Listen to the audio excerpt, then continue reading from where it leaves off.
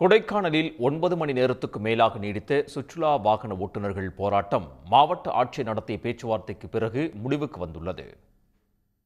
மலைகளின் இளவரசி என அழைக்கப்படும் கொடைக்கானலுக்கு தொடர் விடுமுறை காரணமாக ஏராளமான சுற்றுலா பயணிகள் சென்றுள்ளனர். இந்நிலையில் கொடைக்கானல் பசுமை பள்ளத்தாக்கு பகுதியில் உள்ள வனத்துறை சோதனை சாவடியை அகற்றக் கோரி சுற்றுலா வாகன ஓட்டுநர்கள் முற்றுகை போராட்டத்தில் ஈடுபட்டனர். வாகன ஓட்டுநர்களின் போராட்டத்தால் 10 கிலோமீட்டர் தொலைவுக்கு வாகனங்கள் அணிவகுத்து நின்றன.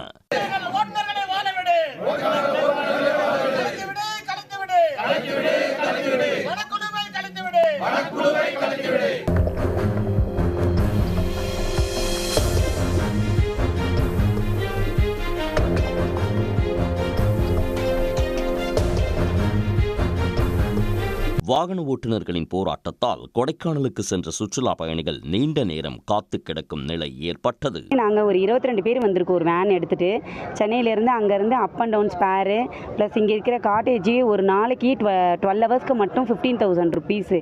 அது இல்லாமல் வேனுக்கு வேற எங்களுக்கு அது ஒரு 30,000 ருபீஸு. இவ்வளவும் செலவு பண்ணி நாங்கள் வந்திருக்கோம். காலையிலேருந்து இங்கே கொடைக்கானலில் ஸ்ட்ரைக்குன்னு சொல்லிட்டு எல்லா ஸ்பாட்டையுமே வந்து ஸ்ட்ரைக்குன்னு டைவர்ட் பண்ணி விடுறாங்களே தவிர்த்து இனி வரைக்கும் இப்போ டைம் என்ன ஆகுது, இப்போ வரைக்கும் ஒரு ஸ்பாட்டு கூட நாங்கள் உள்ளே போய் பார்க்கவும் இல்லை. வனத்துறையின் கட்டுப்பாட்டில் உள்ள தூண்பாறை, குணா குகை, பைன்மரக்காடு, மோயர் சதுக்கம் போன்ற பல்வேறு சுற்றுலா தலங்களுக்கு செல்ல ஆன்லைனில் நுழைவு கட்டணம் வசூலிக்கும் புதிய நடைமுறைக்கு சுற்றுலா வாகன ஓட்டுநர்கள் கடும் எதிர்ப்பு தெரிவித்தனர். இந்நிலையில் வாகன ஓட்டுநர்களுடன் மாவட்ட நிர்வாக அதிகாரிகள் நடத்திய பேச்சுவார்த்தையில் 2 நாட்களுக்கு சுற்றுலா தலங்களுக்கு இலவச அனுமதி வழங்கப்படும் என அறிவிக்கப்பட்டது.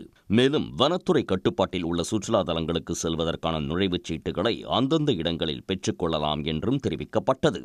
இதையடுத்து சுற்றுலா வாகன ஓட்டுநர்கள் போராட்டத்தை கைவிட்டனர்.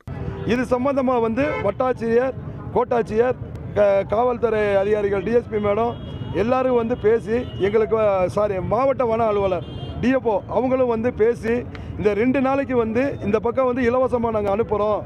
இந்த 2 நாள் சென்று கலெக்டர் உங்களை கூப்பிடுவார். நீங்கள் கலெக்டர்கிட்ட போய் மீட்டிங்கில் உட்கார வச்சு பீஸ் கமிட்டி மீட்டிங் போட்டு உங்களுக்கு நிரந்தரமாக இதுக்கு ஒரு தீர்வு கிடைக்கிற மாதிரி நல்ல முடிவு பண்ணி தரேன்னு சொல்லி கோட்டாட்சியரை வாக்குறுதி கொடுத்துருக்காங்க.